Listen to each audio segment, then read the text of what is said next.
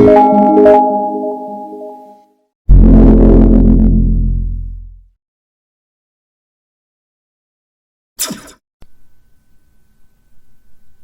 Joseph Catholic cathedral Rawalpindi Pakistan से आप सबको आसिफ अयूब का सलाम।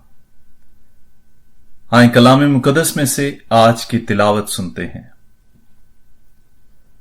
मुकद्दस मत्ती की इंजील 13वां बाब पहली 23 आयात।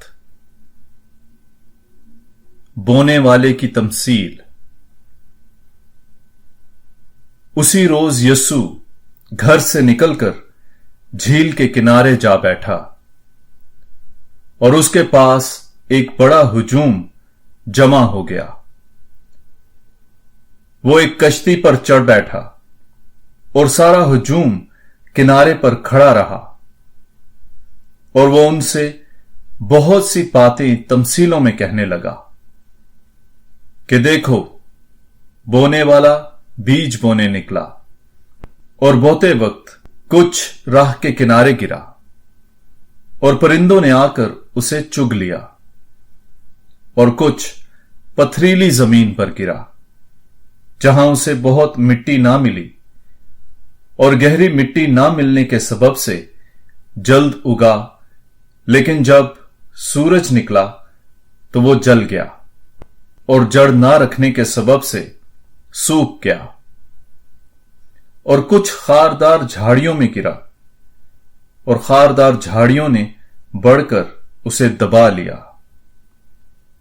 और कुछ अच्छी जमीन में गिरा और फल लाया, कुछ 100 गुना, कुछ 60 गुना, कुछ 30 गुना। जिसके कान हों वो सुन ले। तब शागिर्दों ने पास आकर उससे कहा, तू उनसे तमसीलों में क्यों कलाम करता है? उसने जवाब में उनसे कहा, क्या आसमान की बादशाही के भेदों की मार्फत तुम्हें बख्शी गई है, लेकिन उन्हें नहीं बख्शी गई। क्योंकि जिसके पास है उसे दिया जाएगा और उसके पास इफरात से होगा, मगर जिसके पास नहीं है उससे वो भी ले लिया जाएगा जो उसके पास है। मैं उनसे इसलिए तमसीलों में बात करता हूं क्योंकि वो देखते हुए नहीं देखते और सुनते हुए नहीं सुनते और नहीं समझते। और उन्हीं में इशाया की नबूवत पूरी होती है कि तुम सुनते हुए सुनोगे पर हरगिज ना समझोगे, और देखते हुए देखोगे पर हरगिज ना पहचानोगे, क्योंकि इस कौम का दिल शहीम हो गया और वो कानों से ऊंचा सुनते हैं और अपनी आंखों को बंद कर रखा है। ऐसा ना हो कि आंखों से पहचाने या कानों से सुने और दिल से समझकर रजू लाएं और मैं उन्हें शिफा बख्शूं। लेकिन मुबारक हैं तुम्हारी आंखें, इसलिए कि वो देखती हैं, और मुबारक हैं तुम्हारे कान, इसलिए कि वो सुनते हैं। क्योंकि मैं तुमसे सच कहता हूं कि बहुत से नबी और रास्तबाज आरजूमंद थे कि जो तुम देखते हो देखें पर ना देखा, और जो तुम सुनते हो सुने पर ना सुना। बस तुम बोने वाले की तमसील का बयान सुनो। जब कोई बादशाही का कलाम सुनता है और समझता नहीं, तो शरीर आता और जो कुछ उसके दिल में बोया गया था ले जाता है। ये वो है जो राह के किनारे बोया गया था।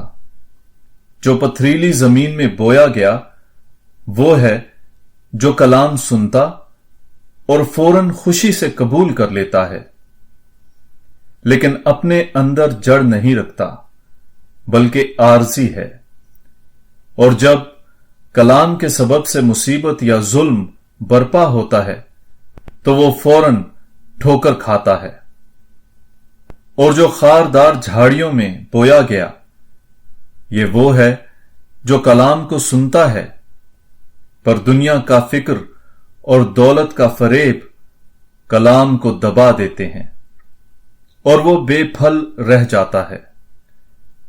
لیکن جو اچھی زمین میں بویا گیا، یہ وہ ہے جو کلام کو سنتا اور سمجھتا اور پھل بھی لاتا ہے۔ کوئی 100 گنا پھل دیتا ہے، کوئی 60 گنا، کوئی 30 گنا۔ انجیل مقدس کے وسیلے سے ہماری خطائیں معاف کی جائیں۔ اے مسیح، تیری ستائش ہو۔ آمین۔ عزیز بھائیوں اور بہنوں، آج سال کے دوران 15واں اتوار ہے۔ آج کی تلاوتوں کی روشنی میں دھیان و گیان کے لیے میں ہوں خوشپور سے فادر ندیم جان شاکر۔ آج کی پاک لتوریہ تلاوتوں کا مرکزی نقطہ خدا کا زندہ کلام اور اس کے متحرک اثرات ہیں۔ خدا کا کلام بذات خود طاقتور، پرکشش اور مؤثر ہے، اور اسے بیک وقت بڑھنے کے لیے انسانوں کے دل کی ضرورت ہے۔ جب خدا ہم کلام ہو تو انسانوں کے لیے ضروری ہے کہ وہ اس کا جواب دیں۔ ہم اکثر اوقات اپنی آنکھیں، اپنے کان اور اپنے دل بند رکھتے ہیں، اسی لیے ہماری زندگیاں کلام کے ثمرات سے بے پھل رہتی ہیں۔ آج کی پہلی تلاوت میں خدا لوگوں سے فرماتا ہے، میرا کلمہ اس وقت تک واپس نہیں آتا جب تک وہ اپنا مقصد پورا نہ کر لے جس کے لیے وہ بھیجا جاتا ہے۔ خدا کا کلمہ قوت سے لبریز ہے۔ یہ ایک متحرک برقی تار کی مانند ہے۔ خدا کے کلمے سے کائنات تخلیق ہوئی۔ جب خدا بولتا ہے تو اس کی طاقت عمل میں آتی ہے۔ خدا کا کلمہ تقاضا کرتا ہے کہ کچھ نیا ہونا چاہیے۔ خدا بیکار، ناکام اور لا حاصل نہیں بولتا۔ جب بھی خدا کا کلمہ بولا جاتا ہے تو یہ اپنا اثر باقی چھوڑتا ہے۔ خدا کا کلمہ یقینی طور پر قابل اعتماد ہے۔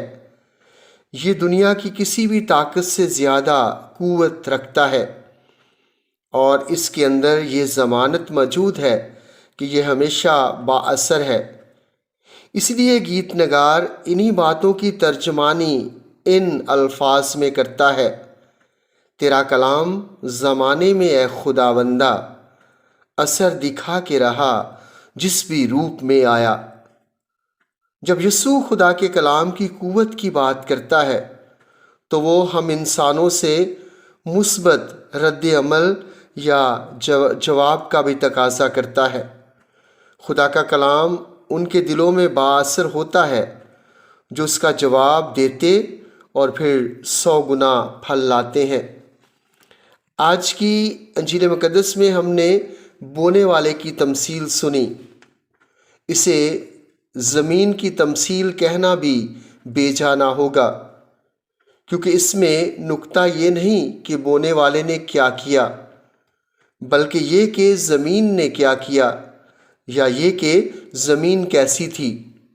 بونے والا بیج بونے نکلا، اور بوتے وقت کچھ راہ کے کنارے گرا، کچھ پتھریلی زمین پر گرا، کچھ خاردار جھاڑیوں میں گرا اور کچھ اچھی زمین میں گرا۔ یہ حقیقت ہے کہ ہر حالت میں اچھا بیج بویا گیا۔ ہر حالت میں ہم زمین کا ظرف اور وسعت دیکھ سکتے ہیں کہ کیسے اس نے بیج کے ساتھ برتاؤ کیا۔ بیج کی وصولی کا دار و مدار وصول کرنے والے کے ہاتھ میں ہے۔ بیج خدا کا کلام ہے اور زمین دل ہے۔ جو راہ کے کنارے گرا وہ غیر جوابی دل ہے۔ غیر جوابی دل اس لیے ہے کیونکہ ہو سکتا ہے کہ یہ وعظ کرنے والے سے نفرت کرتا ہو، یا وہ نہ چاہتا ہو کہ اس کی خامیوں سے پردہ اٹھایا جائے، یا وہ پیغام کے معنی پر ہی غور نہ کرنا چاہتا ہو، اسی لیے یہ دل اسے قبول نہیں کرتا اور جواب دینا ہی پسند نہیں کرتا۔ پتھریلی زمین جلد باز دل ہے۔ پتھریلی زمین کو بہت مٹی نہ ملی، لیکن بیج جلد اگا، لیکن جب سورج نکلا تو وہ جل گیا اور جڑ نہ رکھنے کے سبب سے سوکھ گیا۔